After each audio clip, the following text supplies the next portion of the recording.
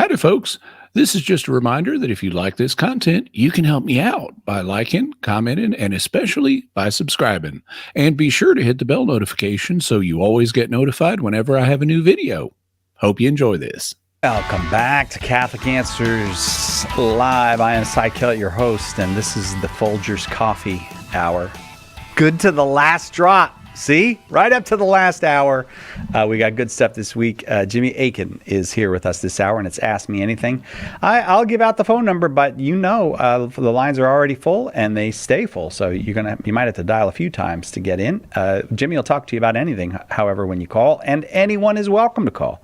888-318-7884. Jimmy is senior apologist here at Catholic Answers, the author of A Daily Defense, 365 Days Plus One to Becoming a Better Apologist, and The Bible is a Catholic Book, and many other things.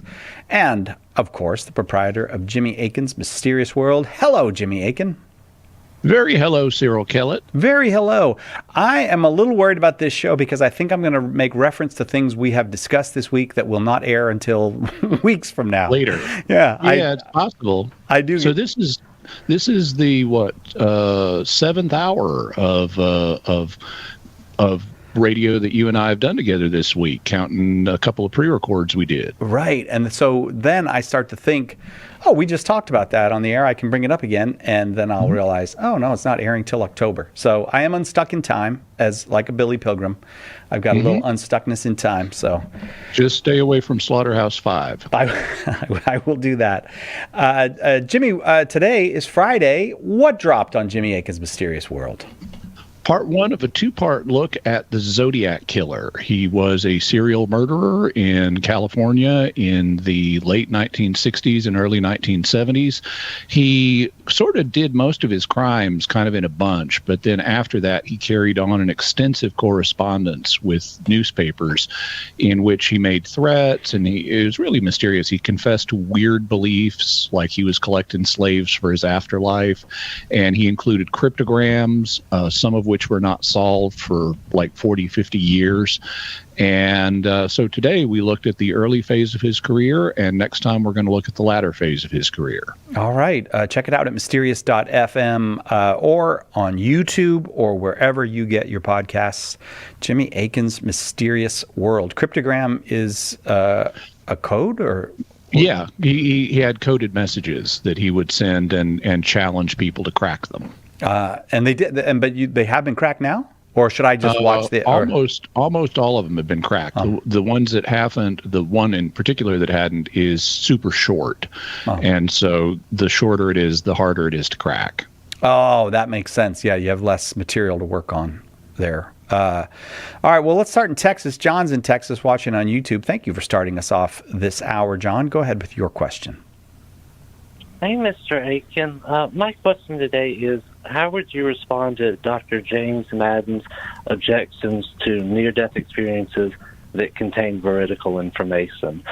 So his first objection is that maybe they're just lost memories that the person forgot they had during the experience that came up.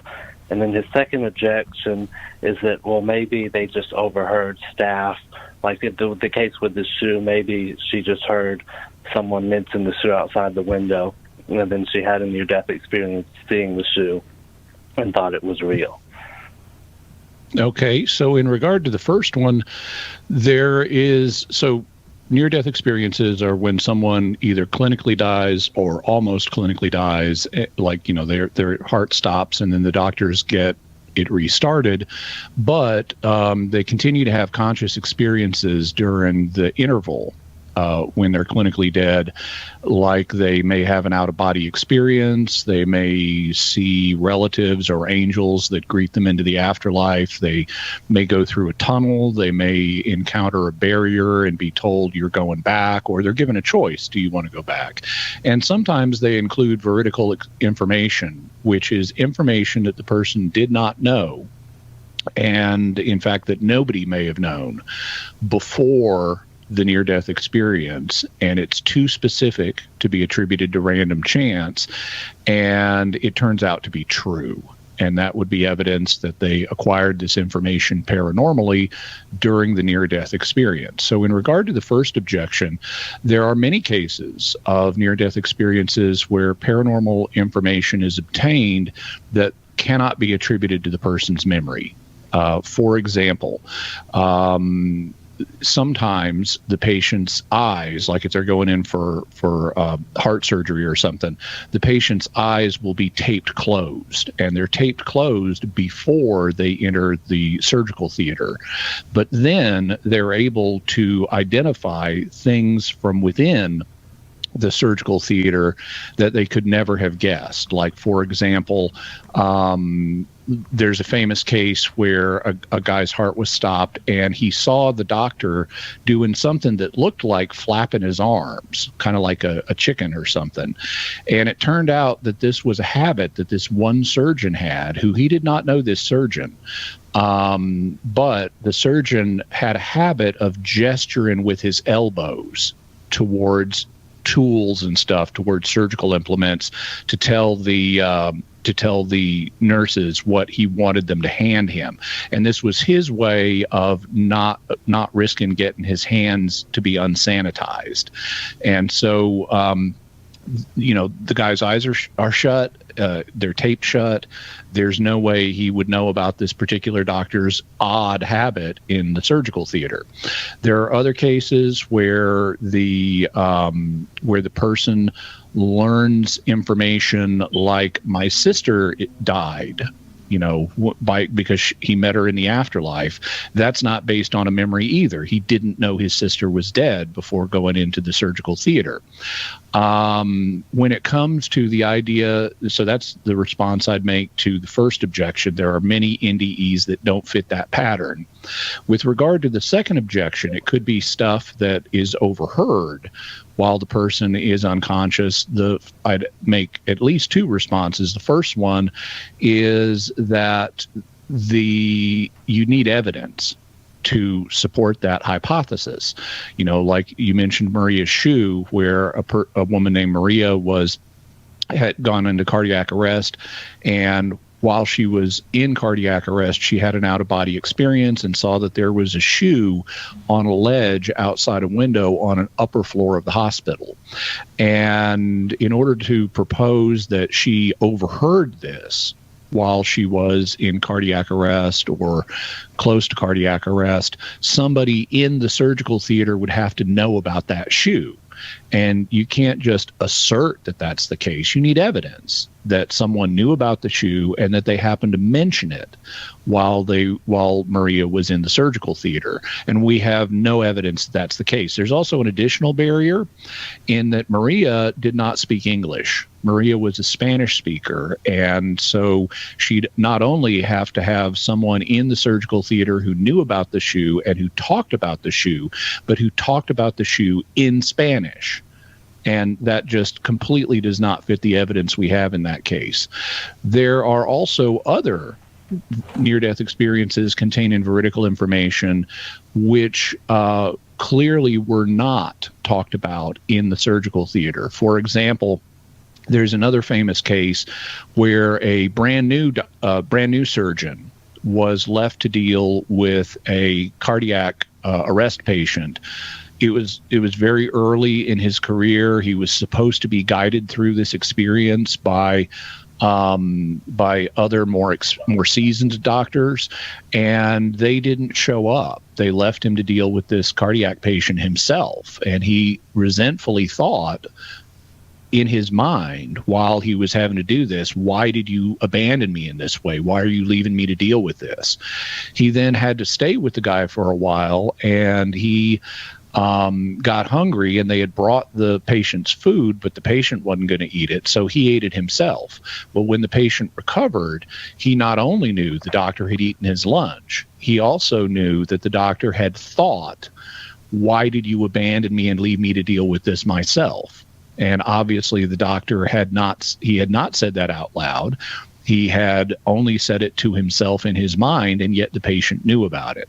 So when you study the full range of experiences, there are many situations where you can't simply attribute what the person learned, and that would also include things like "my sister is dead," where you cannot attribute it to being mentioned in the surgical theater. I think that brings us to the break. So, John, I'm going to leave it there. Thank you very much for the call. I hope the answer was helpful to you. We'll be right back with more Ask Me Anything with Jimmy Akin on Catholic Answers Live.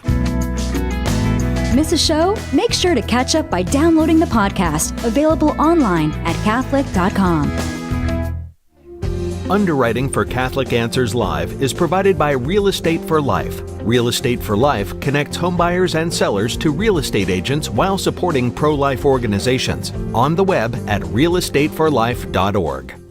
Underwriting for Catholic Answers Live is provided by Magnificat. Published monthly, Magnificat features texts of daily Mass, prayers, articles, meditations, art commentaries, and more, in step with the liturgical rhythm of the Church, on the web at magnificat.com.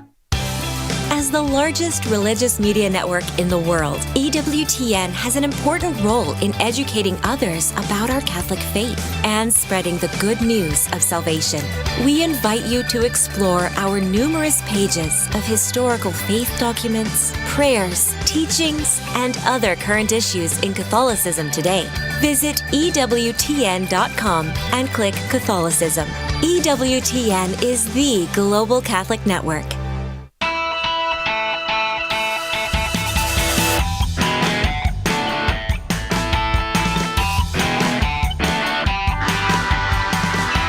Welcome back to Catholic Answers Live. It's Ask Me Anything this hour with Jimmy Akin. You are welcome to call 888-318-7884. Let's go to Andrew in Tennessee, watching on YouTube. Andrew, glad you're here. Go ahead with your question for Jimmy. Hello, Jimmy. How are you doing? I'm doing just fine.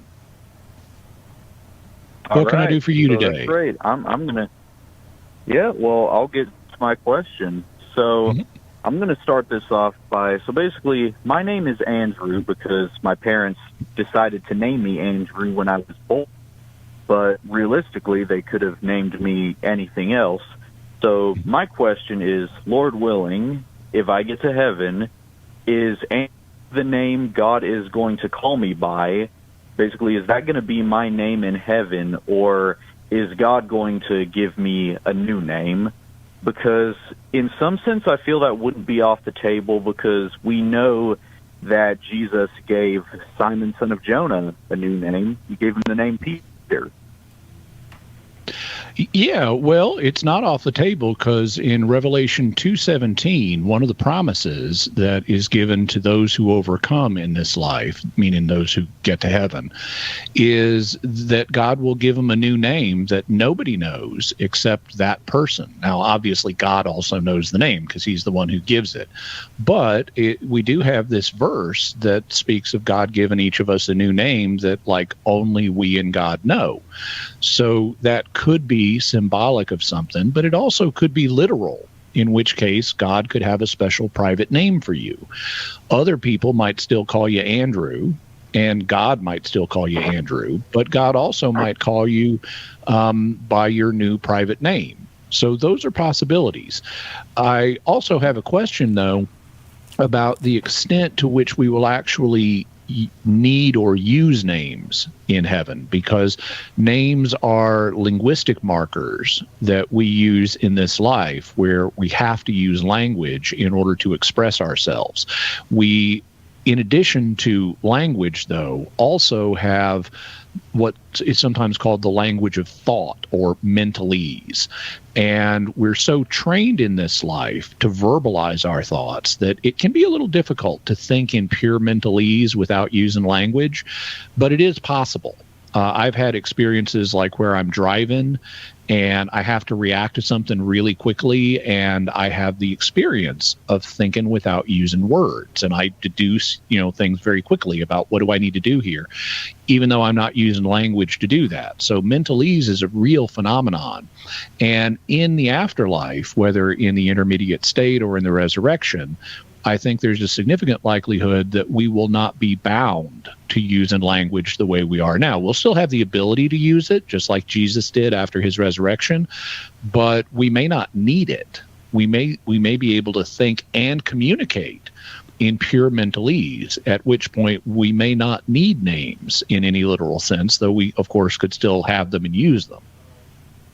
Okay, Andrew? Okay. Yeah, that's very interesting. This may not be entirely relevant, but I've heard it said in some prophecies that the confusion that was given to us from the Tower of Babel will be undone. Well, that could be, but to me, the logical way to interpret that would be either God gives us all the miraculous gift of speaking in tongues or interpretation of tongues, or it's a reference to we're going to be using mental ease. And so if we have a common mental language, we won't need the physical languages that divide us. Andrew, thank you. Thank you very much for the call and for the questions. I'm going to go now to Kentucky. Phyllis is in Kentucky watching on YouTube. Phyllis, are you there with us? Yes. Well, hello, Phyllis. How old are you? I'm 9 years old. Well, thank you for calling. You have a question for Mr. Aiken?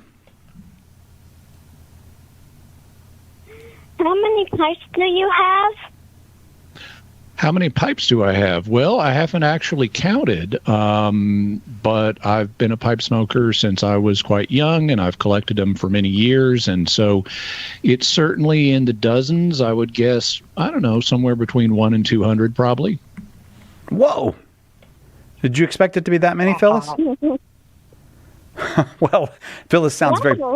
that is awesome. Wow. I'm sorry I talked over you, Phyllis. I didn't know you were still going to talk. I'll tell you what, if you will, if there's an adult that can give us an address, I'd like to send you a book we have.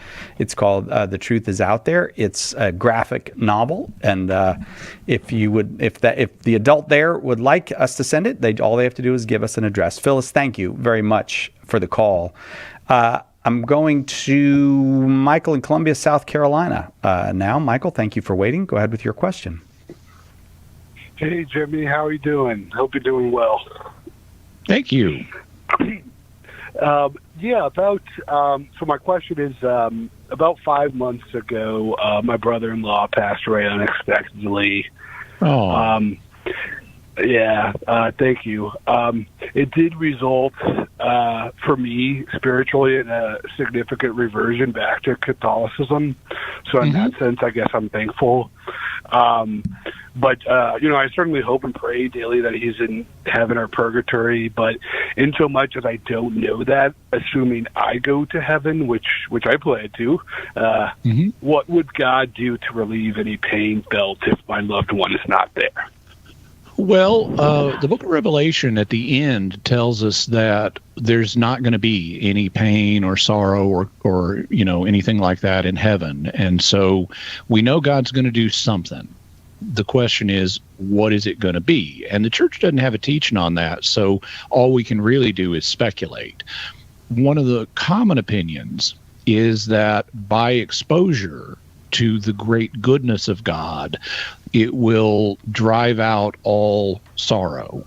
And so we will see God as he is, spiritually speaking, and that infinite goodness that he has will be something that effectively drives out any experience of sorrow for us. Now, you can then try to relate that to what if someone we loved on earth is not in heaven? Will we still love them? I would say yes, we will. But how do we then not get sad at the fact that they're not in heaven with us? I would say, well, we will be less happy than if they were in heaven with us, because that would be something else to celebrate. But a common opinion has, in the history of theology, has been that we will recognize that they freely chose to be where they are, and that God is respecting their free will by letting them have that choice, and that this is ultimately, a matter of justice, and God was willing to forgive them. They just chose not to be forgiven.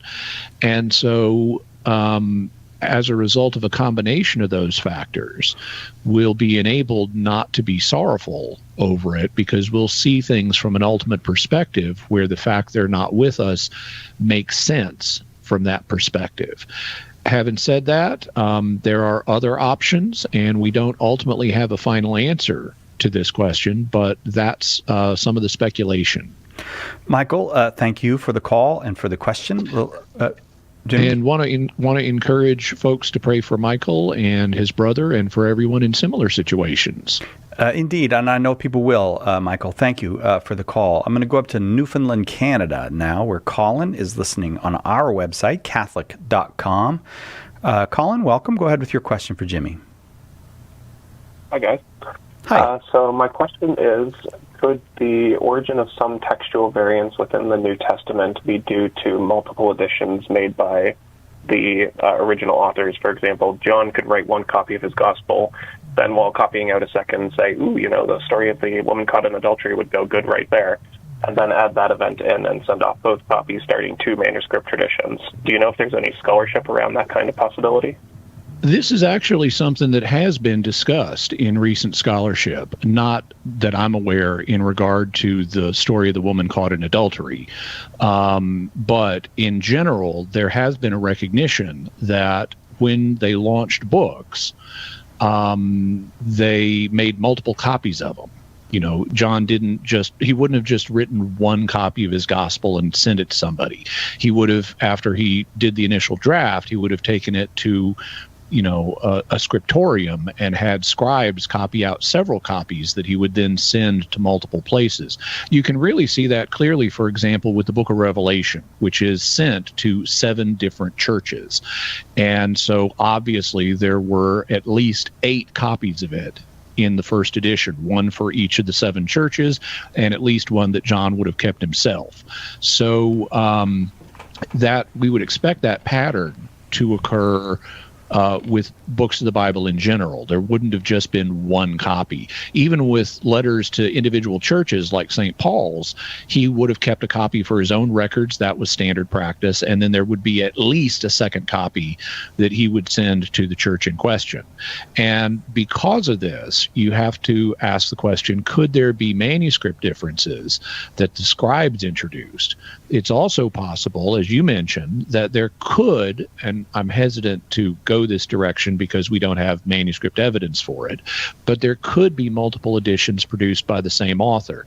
The best case for that kind of scenario would be the book of Acts, because there's an Eastern and a Western version of the book of Acts, and they do contain notable differences that some have proposed go back to Luke himself.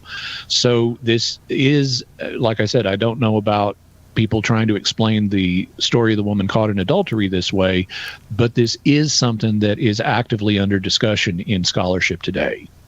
What do you think, Colin? Yeah, that's very interesting. Do you know any particular scholars that would, I don't know off the top of your head, if you know any particular scholars that are looking into that? Oh, I've read some, but I don't have their names at the top of my head, I'm afraid. A fascinating question, though, Colin. Thank you very much for the call and for the question. I'm going to keep going because we've got full lines. Joshua is in Mississippi watching on YouTube. Joshua, welcome. Go ahead with your question for Jimmy. Hey, so where I live, just south of where I live in Wiggins, Mississippi, there's a huge Catholic community, and there's also a big Catholic community towards Hattiesburg. I was wondering if you would ever go on a speaking tour again, and if you would, could you come down to southern Mississippi?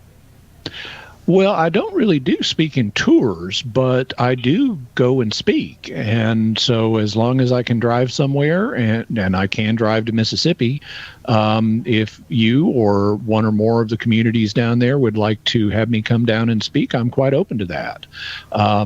You can email Jennifer at Catholic.com. She's our seminar coordinator, and she can get you started on the process. I'd be more than happy to come down to Mississippi and speak to folks. Okay, it'd probably be a good while because I'm not, in the parish community. I go when I can, but I'm not yet in the community. Okay. So I will eventually ask the priest about that sounds fine. I'm not planning on going anywhere, so whenever folks in Mississippi are ready for me to come speak, I should be ready too. Joshua, thank you. Thank you for the call and for the question. Jimmy Aiken is our guest. It's Ask Me Anything this hour. And I'll tell you what, I'll look at the phone lines and see. I think we got a couple lines open. No, one line open. One line open. So a good time to call 888-318-7884, 888-318-7884. Anyone is welcome to call you. If you are not Catholic, if you're new to all this, you're welcome to call. Ask your question. We love having these conversations, and we'd love to have the conversation with you. 888-318-7884. As I've been telling you all week, Joe Heschmeyer's book, The Early Church Was the Catholic Church, is on sale right now over at shop.catholic.com. It's just $10, and it's free shipping anywhere in the United States. If you live in the U.S., you can get it for just $10, no shipping costs. Shop.catholic.com is the place to go. The early church was the Catholic Church, the Catholic witness of the fathers in Christianity's first 2 centuries. All right, we got to take a very quick break. You can hear that in the music. Jimmy Aiken is our guest. 2 lines open now. We'll be right back to take more calls for Jimmy on Catholic Answers Live.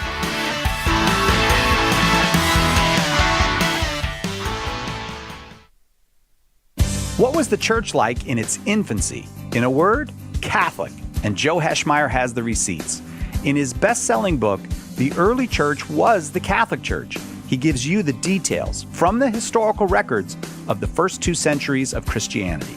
Right now, get a copy for just $10, plus free shipping if you live in the continental United States.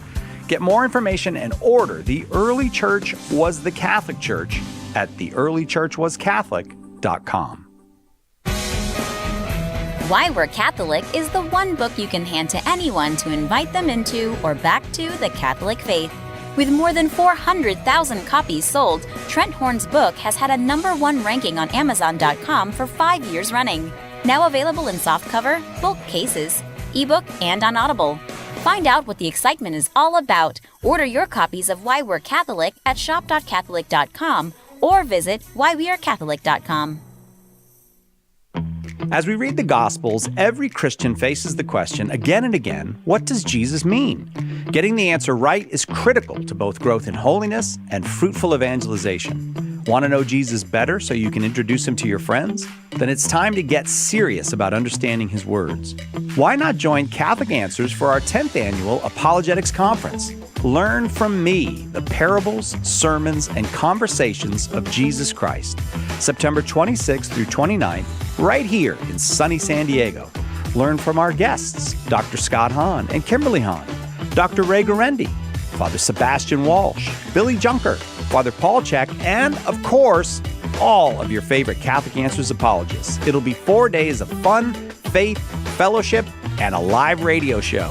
Seats are still available, but going fast. Visit CatholicAnswersConference.com or call 1-888-291-8000 today.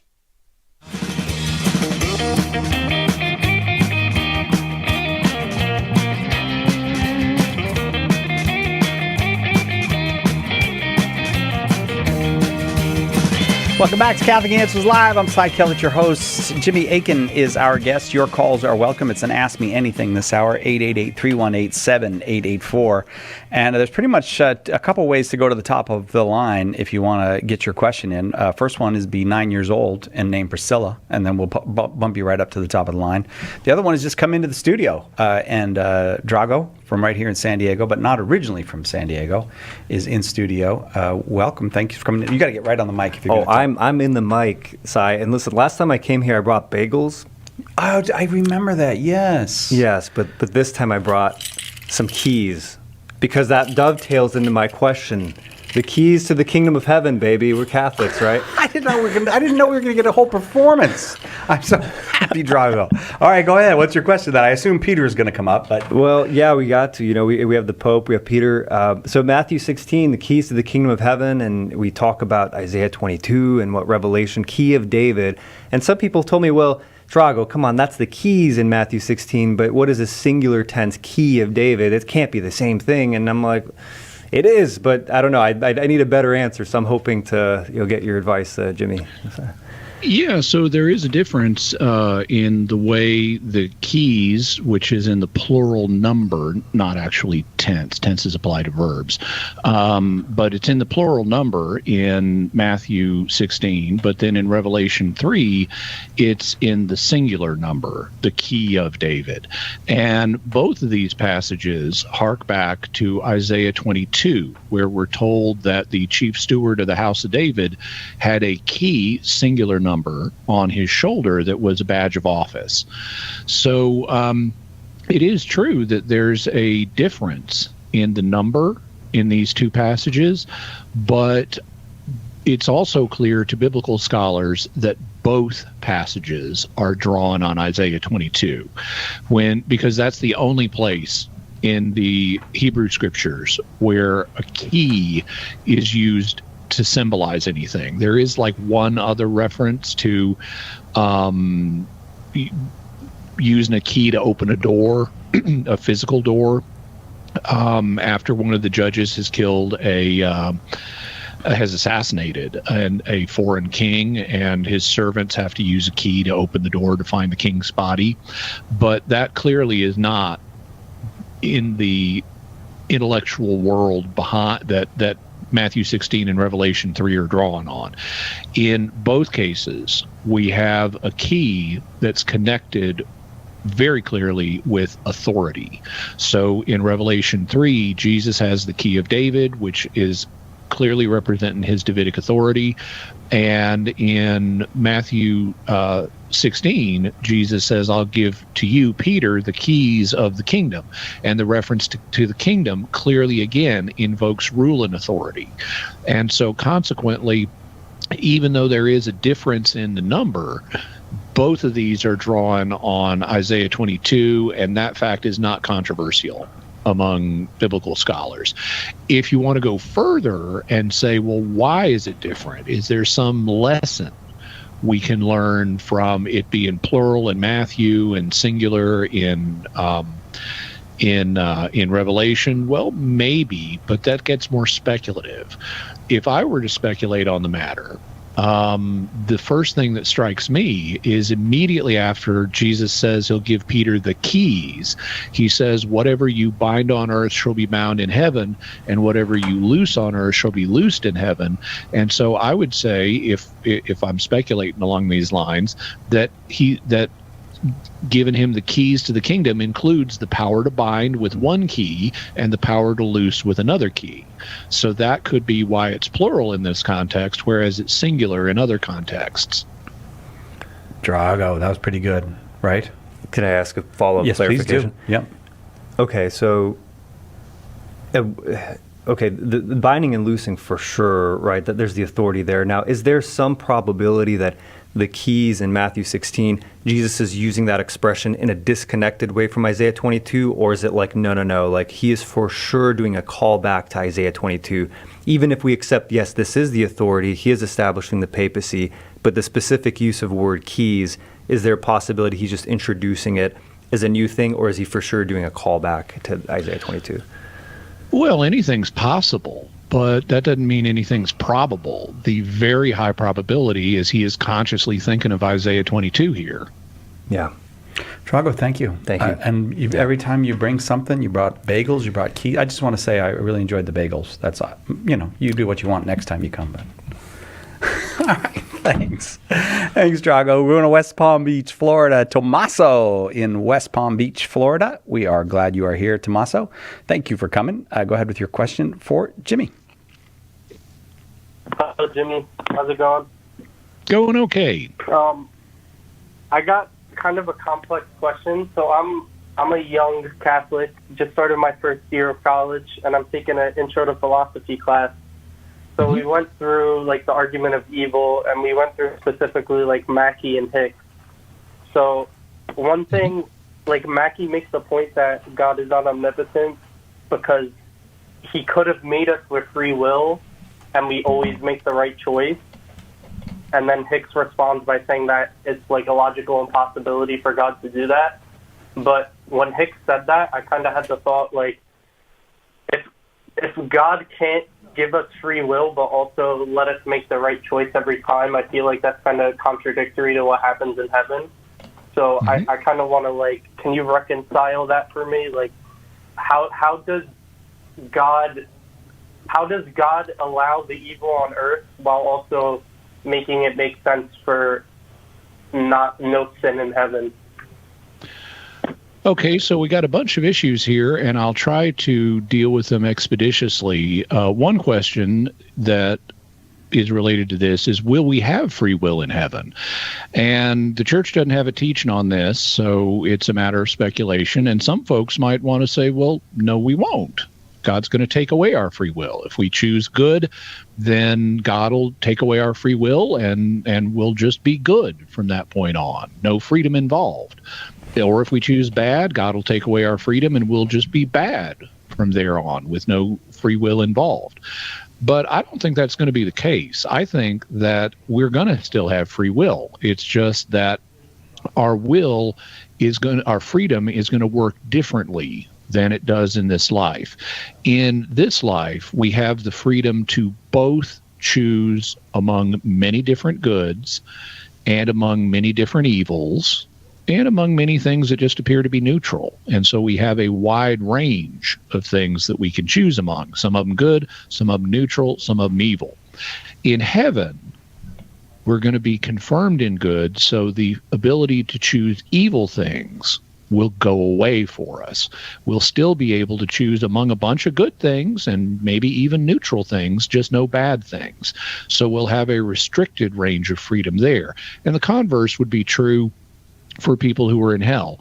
At least one class of good things will no longer be possible objects of free choices for them. And that's things that are supernaturally good, that involve the supernatural love of God and neighbor. They won't be choosing that anymore. But they could still choose among other things. Now, so I think we will have freedom in the next life, just like in this one. It's just that the range of things we can choose will be different. Now, you might then say, well, why would there be a difference between this life and the next life? Well, God could have created us in this life with the freedom to only choose among good things and not choose evil. He could have done that. But so I would disagree with Hicks that that's not a possibility. What I would say, though, is God wanted to give us a free choice of between good and evil, so that we can freely choose good without it being built into our free will. Because there's something extra about choosing love, which is to say choosing good, if you choose it freely.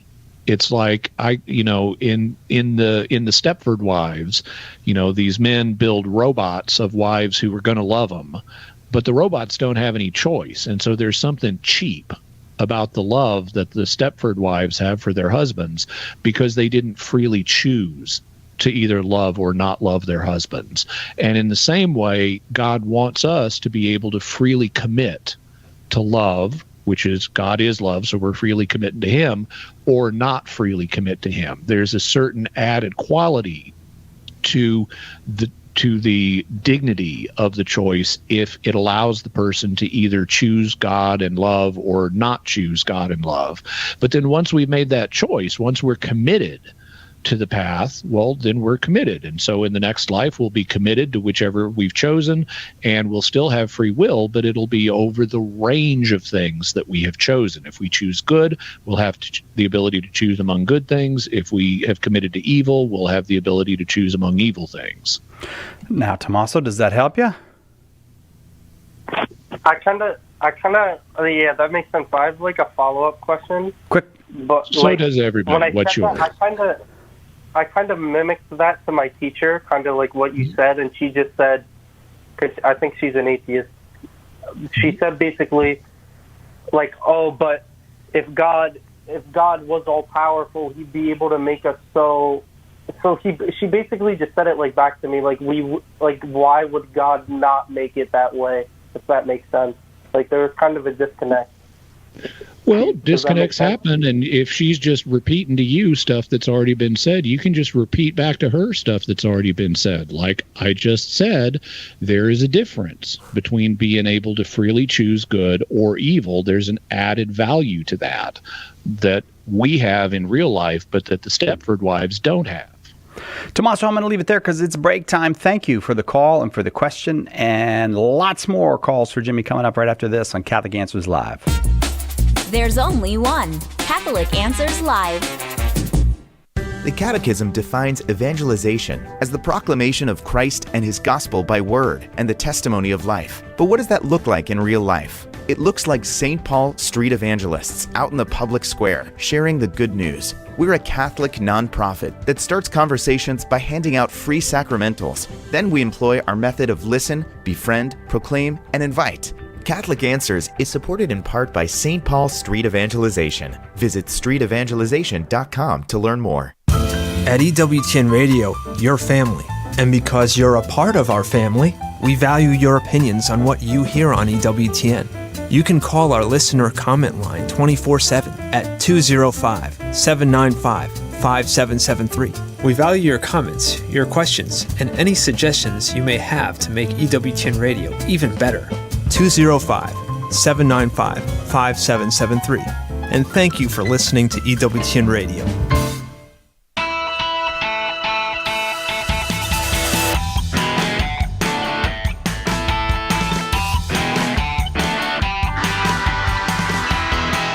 Welcome back to Catholic Answers Live. Jimmy Aiken is our guest, and lots of folks on the phone with questions. It's an Ask Me Anything this hour. Thomas is in Connecticut watching on YouTube. Thomas, welcome. Go ahead with your question. Hey, gentlemen, how are you? Very well, thank you. Thank you so very much. For taking my call. So, I had a near-death experience a few weeks ago. Oh, wow. I have a horrible proclivity for a sort of spiritual bipolarity, where I'm either far too presumptuous that I'm definitely going to heaven, or that I am certainly bound for hell. And I was surprised to experience what I assume must have been purgatory, because it certainly was not the beatific vision or a fiery pit. But I was wondering if the Church has an authoritative teaching on what the experience of souls in purgatory is like, or if I was just confused as to my experience, or if it even was a real near-death experience, or if it was just my brain, concocting something. Okay. Let me ask a question, which is, did you experience cardiac arrest during this event? I did, yes. Okay. So there's a good likelihood that it was a genuine near-death experience in that case. Cardiac arrest is not a prerequisite for near-death experiences, but if you have cardiac arrest and then you have an experience during that state, it is very likely to be a near-death experience. Although there are situations, can you describe anything about this experience to me? So, I sort of foggy at the beginning, but I remember seeing like an intense, not even a white light, just like pure light, uncolored. And I heard a female voice that I assume was Our Lady, and then not audibly, but perceived mentally, a voice that I believe to have been my mother, who died about a month before this, praying the Jesus prayer with me, which I have very deep devotion to. I love the Jesus prayer. And then I saw the words of the Jesus prayer, Lord Jesus Christ, Son of God, have mercy on me, a sinner, over and over again in my vision. But besides that, I don't remember a whole lot else. And then I woke up in the hospital. Okay. And how, I'm gathering the experience wasn't very long, or at least what you remember of it wasn't. And I'm gathering, long. What's that? It felt very long. It did, okay. And how would you characterize the feeling that you had during this experience, or feelings? It could be more than one. It was oddly comforting for the fact that I was aware that I died. Like I knew that I wasn't, I don't know. It was strangely calm. Okay. I figured I would have been frightened, but I wasn't. Okay, well, so the first thing I'd say to answer your question directly is the church does not have a teaching on exactly what purgatory feels like for those who are experiencing it. Historically, the church has used the image of fire, and in the past, there were significant debates about was this a physical fire, and how could a physical fire affect an immaterial soul and stuff like that. But those debates have largely gone by the wayside. And so if you look in the Catechism or in Pope Benedict XVI's Spes Salvi, where he talks about purgatory, it much more conveys the impression in a recent magisterial teaching that the fire is an image, but it's not meant to be taken literally. So there's no definitive teaching on this. The field's really wide open for speculation in terms of what might it be like to experience purgatory. In terms of your experience, I would say that if you found it oddly comforting, I don't know that I'd classify it as purgatory.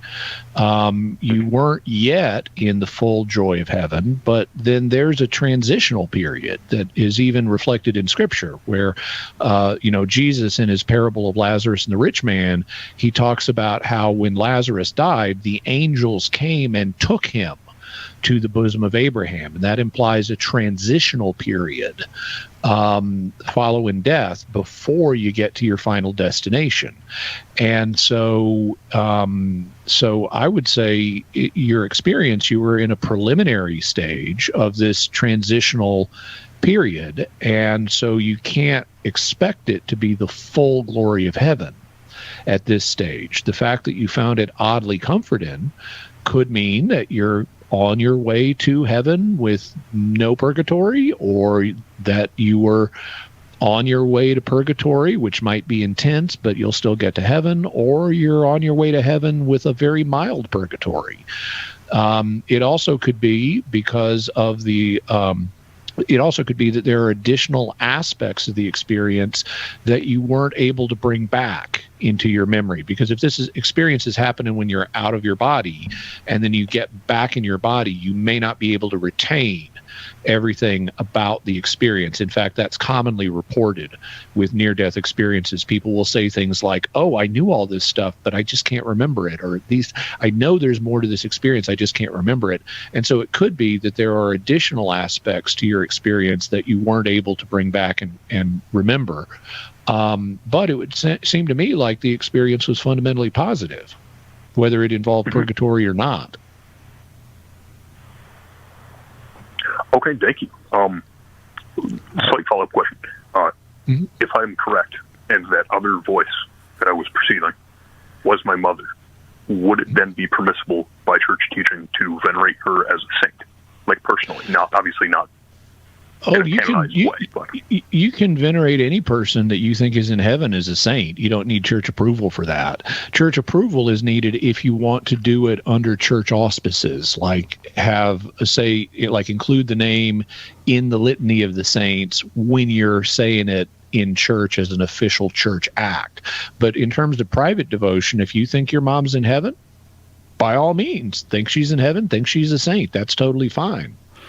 Thomas, I'm going to leave it there. We're going to keep moving. Thank you very much for that. Actually, before we keep moving, so Thomas had a intense experience recently, and he also lost his mom recently. So I want to encourage folks to pray for Tom and for his mother. Thank you, Jimmy. Thank you very much. Tyler is in Iowa watching on YouTube. Tyler, welcome. Go ahead with your question for Jimmy. Hi, Jimmy. So I was baptized in a non-denominational church, but thanks mostly to you and Trent Horn, I've come to believe in the truth of Catholicism over the last year, and awesome. I'm now in OCIA classes. So my question is, since I've been baptized, but I've obviously not been able to go to confession, I would assume that I'm living in a state of mortal sin in the meantime. So my question would be, I guess, how would God view me in terms of salvation? And is there anything I should be doing in the meantime just to, I guess, be right with God, if that makes sense? Sure. So the church would not assume that you're in a state of mortal sin. You may not have had access to the sacrament of confession, but for those who don't have access to the sacrament of confession, which includes, many of our Protestant friends, if they make what's known as an act of perfect contrition, which is essentially where you love God as your highest priority, he's more important than anything else. Now, if you may have very strong feelings for other things like your wife or your children or things like that. But if push came to shove and you had to choose, am I going to stick with God or something else? If you would choose God, then you have what's known as supernatural love or charity, and that of itself puts you in a state of grace. So you have God's grace, you are in a state of salvation, as long as you have that charity, that supernatural love. And so sometimes people will make a specific act to elicit that love, and that's called making an act of perfect contrition. But other times there may not be a specific act where they do it. They may just have God as their highest priority, and that excludes mortal sin, because if God's your highest priority, you prefer God to whatever sin you committed, and so you would already be in a state of grace, whether you consciously made an act of perfect contrition or not. So the church would not presume that you're in a state of mortal sin. Now, what do you do if you're concerned that you might be? Well, one option is make an act of perfect contrition, consciously, deliberately. Think about God, the fact he's infinitely good, the fact he's infinitely loving, the fact he ought to be your highest priority. And just affirm, yeah, he is my highest priority. If I had to choose between him and something else, I'd pick him. And that will put you into a state of grace. Another possibility is, since you've already been baptized, you actually could receive the sacrament of confession. In fact, in part of the process for a baptized person becoming Catholic, you would need to go to confession before you get confirmed. And so at some point before you're received into the church, you would need to go to confession, and you could always talk to a priest and say, actually, would it be possible for me to accelerate that part? Even though I'm not going to be received for a while, it would help me spiritually if I could go to confession. Is that a possibility? And it might be, depending on the priest you talk to and how you explain it to him, and what your own personal spiritual needs are. Awesome. That sounds great. All right, Tyler, I'll tell you what, I'm going to move quick to try to get one more question in before we have to go. Luke is in Seoul, South Korea. We love talking to Luke on Saturday mornings in Seoul. But Luke, I'm sorry, we won't get to chat. You're just going to have to ask your question real quick if we want to get an answer from Jimmy.